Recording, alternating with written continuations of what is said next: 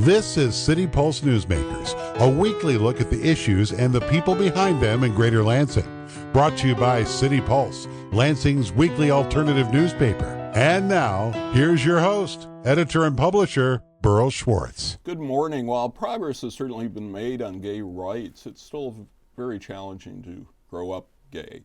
We're going to talk about that today with our three guests, William Sawyer Todd, Anita Calcagno, and her daughter, Gina Calcagno. Welcome, all of you. Thank you very much. Thank you. William, let's start with you. You had contacted me because you want to see a renewed effort here for a chapter of an organization called PFlag. That's right. What is PFlag and why is it important? Well, it's an acronym for Parents and Friends of Lesbian and Gays, but it's much more than just lesbian and gays. It's also transgender, bi, anything under the sun, queer, anybody that identifies along those lines. And it's friends and family of people of all kinds of identities, and they are absolutely our best allies. I mean, there's the most important allies we have, and we really need to restart a chapter here in the Greater Lansing area. And I started a Facebook page to that effect, not knowing at that time that Anita was already well on her way doing the same thing. And the page actually connected us up, and we realized and started collaborating. Anita, what are you well on your way to doing? We are well on our way to forming the PFlag Greater Lansing chapter. There are 16 chapters of PFlag in Michigan. There's nothing in the Lansing area. The closest chapter, and it's a brand new one, is in Owasso. So for people in a capital city to not have a PFlag chapter, that just struck me as a big gap. And what does PFlag do? We provide a safe space to share stories, have conversations, to educate, advocate, support the LGBT community. And Gina, you're the closest in age to growing up here. Thank you, Burl. How important is that kind of support for young gay people?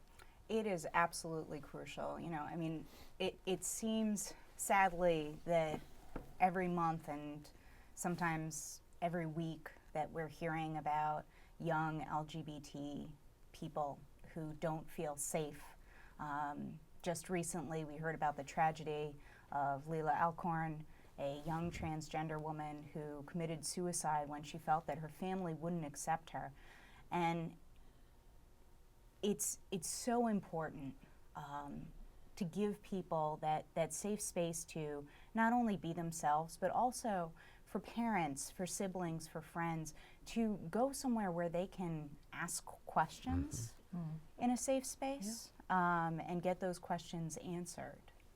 And, you know, once upon a time, we certainly heard about kids who were literally thrown out of their homes when they because they told their parents, or their parents somehow found out they were gay. I've known plenty. Are we still? Do we still face those kinds of situations? Still happening. It's still happening. There are shelters in certain cities for children who've literally just been kicked out. They've been disowned because they're gay. And can PFlag help with them?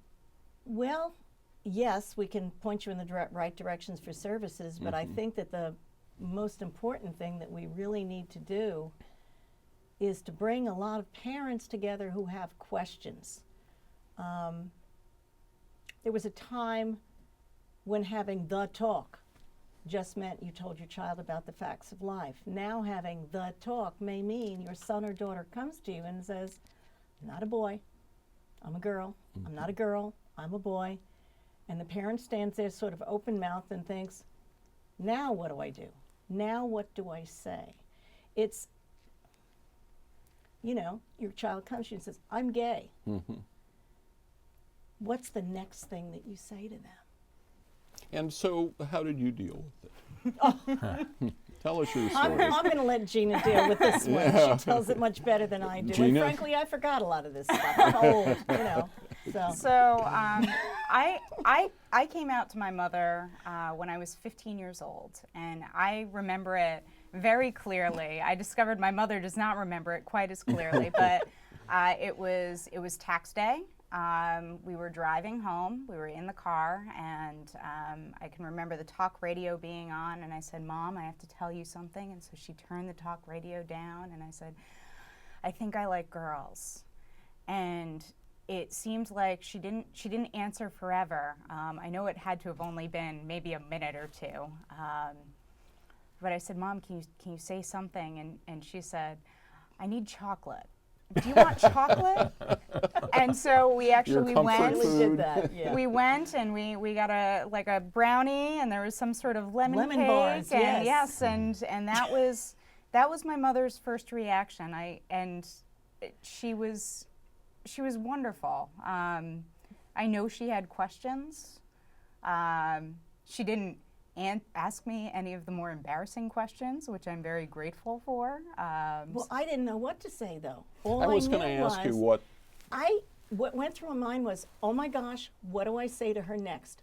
I don't want to hurt her feelings. I don't want to alienate her in any way. I want her to know that I love her,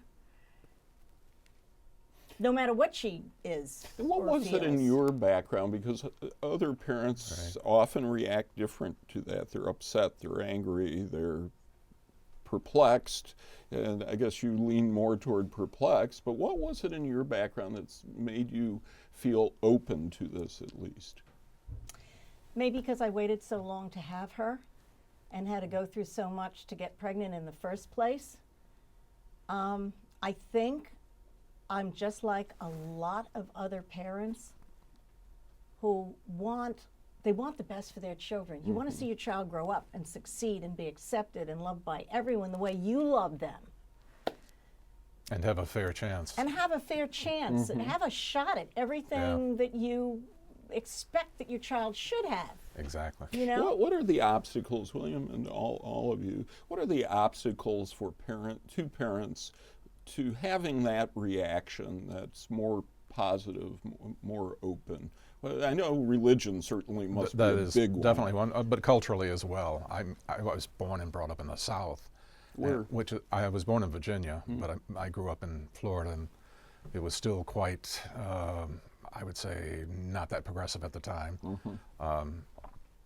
Of course, Virginia now has same-sex marriage. So does Florida. Michigan. So does Florida. And I was on Facebook to my friends, yes.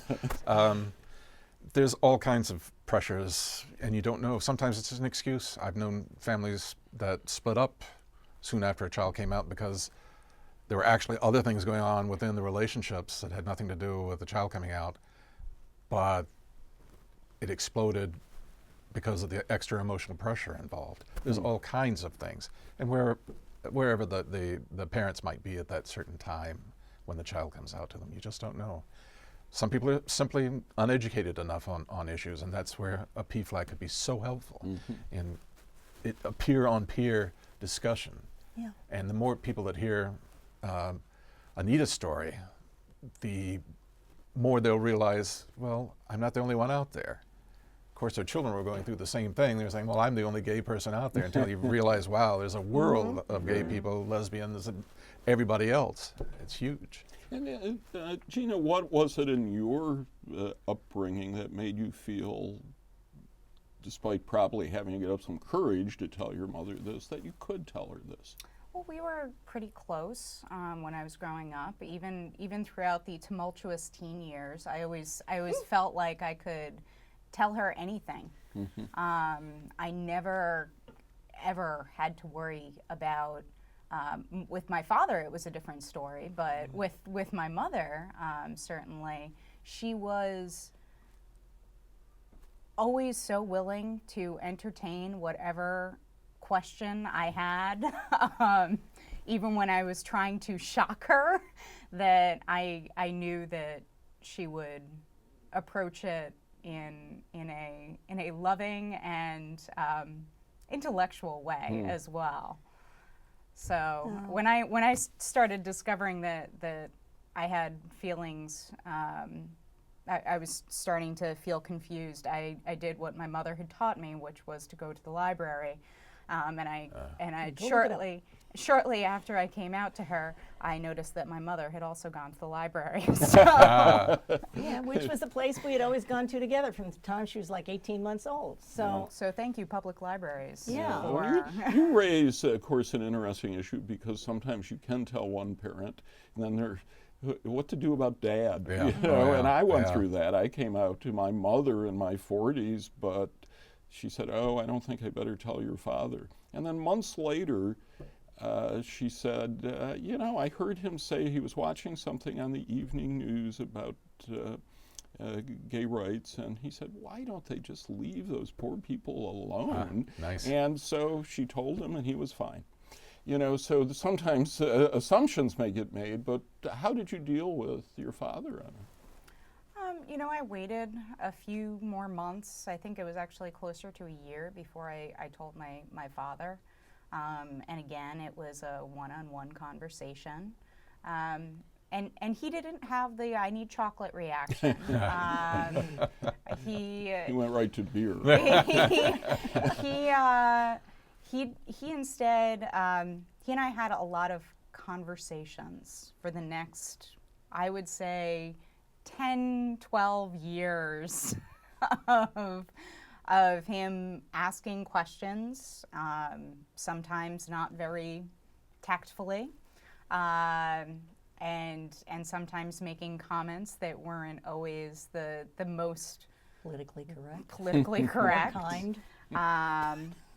But I never doubted that he loved me, and one of the things that Boy, that's important right there. That's very important. and one of the things that stands out for me is my senior year of high school. I had a friend who came out to his father. His father actually found out that he was gay, and he showed up on our doorstep and stayed with us. Yeah.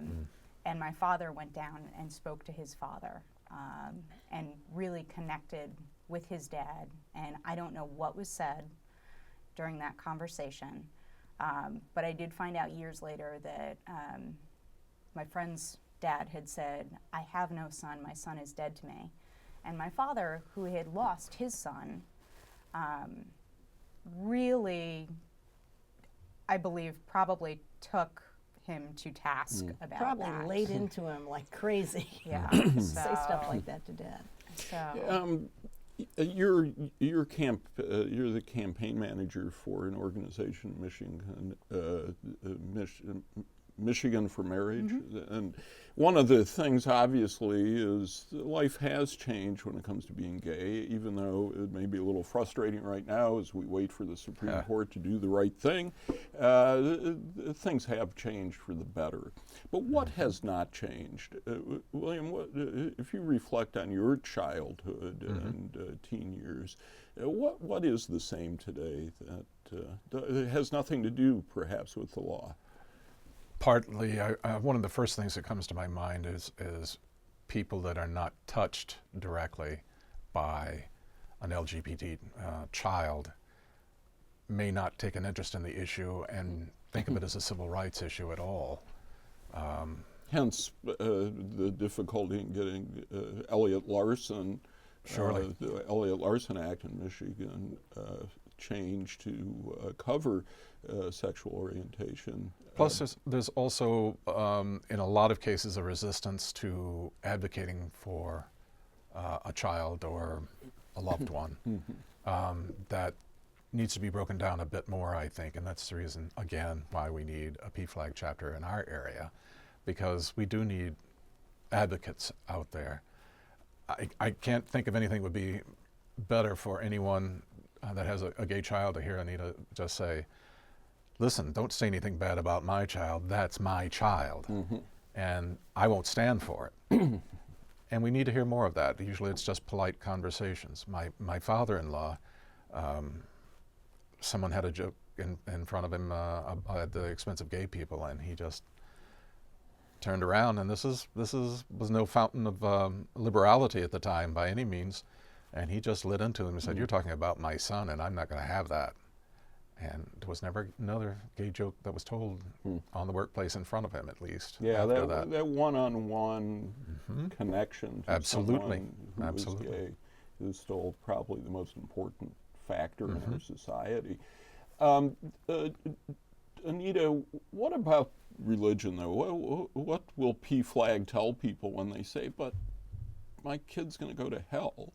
What can PFLAG say to that? Well, we certainly can't change a religion, but I can only share my belief that if I see God as a loving God, and I never noticed anywhere in the Bible where Jesus kicked anybody out of anything for being gay. If God is love, and we're all supposed to love one another, that's all of us. That's not just these people who believe exactly the way I do. And then there's another thing too. When I moved to Michigan from New Jersey, I love Michigan, by the way. One of the things I loved about Michigan was the men I met here was so polite and really knocked my socks off. I found this wonderful group of people. You mean they're not all like Chris Christie? We won't even talk about him. But no, but I liked the people I met in Michigan, and one of the things I found about them is their manners are really good. And for the most part, when they first meet you, they would never say anything that would offend anybody. It's only, situations where everybody feels comfortable, somebody might start making a bad joke, a politically incorrect joke. I also found that people here really, they seem to just want to help each other. Everybody wants to get along. The biggest thing that I found was that most of the people I met had no clue that there was any problem with the discrimination. They had no clue that somebody could be fired for being gay. So it seems to me that with that wonderful sense of politeness, if they simply develop a sense of curiosity and ask more questions, we can all find ways to get along. I'm not telling you to change your religion. I'm telling you to treat my child as you want your child to be treated. That's the important thing, is how we treat each other, not which particular dogma we follow. Yeah, and I recently interviewed Pastor Jones from the Union Missionary Baptist Church, and officially, and I think personally, he still thinks being gay is a sin. But there is now, and I think especially since President Obama endorsed same-sex marriage, there is a greater sense of we need to divide the personal from the civil issues here. It's very important. You may think it's a sin, but people have that right to commit sins if you want to think it's a sin. Well, and the other thing that's important to note is faith leaders from across denominations, traditions, embrace marriage equality, but they also, even more so, embrace the idea that no one should be discriminated against simply for who they are, who they love. And that is evident even in the traditions that may not accept marriage equality yet. They do believe in non-discrimination. But they do seem to be having a particularly hard time with one of the groups that PFLAG wants to help, which is transgender people. And what is that about, William? Why it's is strictly that the so unknown. difficult? They just don't know anyone, probably, and it just conjures up things in their minds that are mythological. And again, that's one thing that we have to experience more and more is one-on-one contact with people that are transgender. I think that exposure is going to be the most important thing there. I would definitely agree with that, because just going back, think about all the groups who've been discriminated against. I remember a time when you only lived in a white neighborhood and there were no blacks around, and nobody knew any blacks. You just didn't know any African Americans at all. And now it's so. Right. You know? When my mother was when my mother was born in this country, she's Italian American, first generation. There was a time when she, as an immigrant child, was discriminated against. I seem to remember by the Irish. I'm not really sure which group was against her. That's irrelevant. But every group, as they are exposed to society and people realize, oh, they're here, these people, they're different. And as long as you say they're different, you wind up with problems. Start looking for the ways we're the same. And we are the same in so many ways. Yeah. Starting the conversation can sometimes be awkward, you know, or when someone does say something discriminatory, it takes a certain amount of courage to say, hey, you know, that's wrong, and here's why. And I was thinking about this as I look at your earrings. I don't know if our viewers can catch that at home, but these, you know, you have the gay flag on your earrings. Well, do people ever ask you about them, and what do you say? Yeah. Well, this represents two things. These are the rainbow colors of the gay flag, which, because this is a cause I firmly believe in, but they also are also commas, which says something about the faith group that I belong to. What is that? And what we say is, do not place a period where God has placed a comma. God is still speaking to us now. Very interesting, yeah. And I think you got to keep your ears and your heart open. You've got to hear messages. What's the situation in the schools? Are you confident that teachers are at least tolerant or better? We're seeing more gay straight alliances pop up in schools, which is wonderful. However, we also know that the bullying legislation that was passed a few years back still needs some work. There still needs to be some serious repercussions or consequences, I think, for actions that are taken not only by other students against students, but also by teachers. We have heard, I've certainly heard from some of the teenagers who have volunteered with me on various campaigns that they've experienced issues not only from their peers, but teachers making occasional comments that are sort of off color. I don't think it happens nearly as much as it used to. I think teachers are far more aware, educators are far more aware of some of the situations that are happening and are far more conscious of LGBT students, but it is a constant process.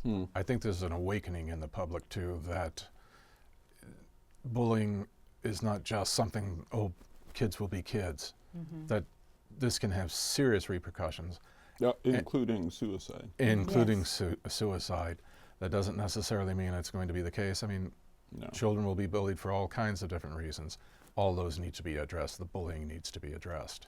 But when it comes to sexual orientation or gender identity, boy, that happens a lot. And young people are coming out so young. They say, you were 15, you were a child prodigy. That's just amazing. I came out the same year as Ellen. Did you really? I did. And that's happening so much now. Yeah. If people want to get involved in this effort to create a PFLAG chapter here, how do they connect to any of you? Well, Anita? you can go right to the Facebook page that William started, and soon and how we'll do they have our find own. that? And That's listed as Let's Restart a PFLAG Chapter in Mid-Michigan. Okay. and if you just put in PFLAG on Facebook, that's one of the titles that will Great. pop up. Okay. You can write to us. We have our email address is greaterlansingpflag@gmail.com. Okay. And we have a meeting, although we're not an official chapter yet, we have a meeting every third Sunday of the month at 3 o'clock at First Congregational Church in Grand Ledge, which is a completely barrier-free church, in case anybody has any special needs. We're right on Saginaw Highway, just a bit past the Meyer store, and we would encourage everyone to come. This group is for anyone who wants to know more or who wants to support the LGBT community. It's for parents, friends, allies, of all people, the wide spectrum of sexual identity and gender identification. As well as the LGBT community itself. Yes, when you attend yes. other PFLAG meetings, you'll often find that there'll be a split off group. And Yeah. So you'll have Yeah. allies as well as the LGBT community. And questioning people. We only have a few minutes left. I did want, since we have both Gina, who is leader of the Michigan for Marriage, and William, who got married in Yes, I that did. brief window Yes. when you could in Michigan. Gina, I know that we may hear news before this show is aired about what the Supreme Court is going to do, but where are we today? Right now, we are waiting for the Supreme Court to take up the Michigan case. The Michigan case is being considered by the Supreme Court along with the other Sixth Circuit states, so Ohio, Kentucky, Tennessee, as well as Louisiana. And so what's going to happen on Friday, January 9th, hopefully, the Supreme Court will discuss those cases and decide to take one or more of the cases up, which would mean a hearing in March and a decision by June. And William, you and Michael are somewhat in limbo. What is it like for you right now? Actually, we got married in New York. Okay. We attended hoping for a ruling on the first day, and it didn't happen. We decided we'd better go to New York or elsewhere to get married. But that we are still in that limbo phase right now. I'm able to pay federal taxes, which increased, but it was well worth it. But on the state level, I have to pay taxes on a separate return. What was your reaction when, to some surprise, the Sixth Circuit panel said no? Well, it was disappointment, but I knew that wasn't the final word on it. But yes, I was disappointed. Certainly everybody I knew was very disappointed. Yeah. But there's never been a straight line in civil rights that I've ever seen. So I'm geared. I think it's going all the way, and we've got 36 states now that have marriage equality. It can't stand much longer, with the exceptions. I mean, if you look at the maps now, it's just this strip of land. Right. It's a very small strip, I might add, too. The court's not going to let that stand in the long run. I'm fully confident. Or you agree with that? Absolutely. Yeah. It's not a question of if, but when. Yeah. Yeah. And what is there to do in Michigan? The court will make the decision. What is there to campaign for at this Well, point? we're the public education arm, so we are really advocating sharing stories. We want to create a community where the court not only feels comfortable ruling, but we'll also be able to really celebrate that. We know that people of all faith backgrounds, people of all political backgrounds, people of all cultural backgrounds know someone who is impacted not only by being part of the LGBT community, but who seeks to get married. All right, I'm going to have to end things there. I want to thank you both, Anita and Gina Calcagno, and William Sawyer Todd, an old friend, one of my oldest friends. Yeah. Thanks for being here. Thanks for watching. We'll be back next week. Thanks for having us. Thanks, Burl. You're welcome.